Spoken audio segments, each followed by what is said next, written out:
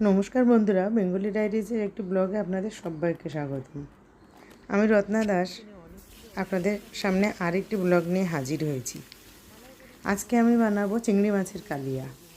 এটা বানানোর জন্য আমি 500 গ্রাম চিংড়ি মাছ ধুয়ে পরিষ্কার করে রেখে দিয়েছি। এবার ওটা তেলে ভেজে তুলে নিলাম। ওই তেলের মধ্যেই শুকনো লঙ্কা, তেজপাতা, গোটা জিরে ফোড়ন দিয়ে তার মধ্যে আমি বাটা মশলা দিয়েছি, পেঁয়াজ বাটা, আদা বাটা, টমেটো আর কাঁচা লঙ্কা বাটা।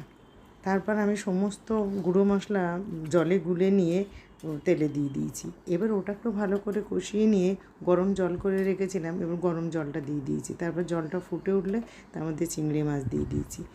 এবার আবারও ভালো করে ফুটে উঠলে নুন মিষ্টি দেখে গরম মশলার গুঁড়ো দিয়ে হয়ে গেলে নামিয়ে নিলাম। দেখুন বন্ধুরা, কি সুন্দর দেখতে হয়েছে। আমার ভিডিওটা ভালো লাগলে লাইক, শেয়ার, সাবস্ক্রাইব করতে ভুলবেন না। নমস্কার।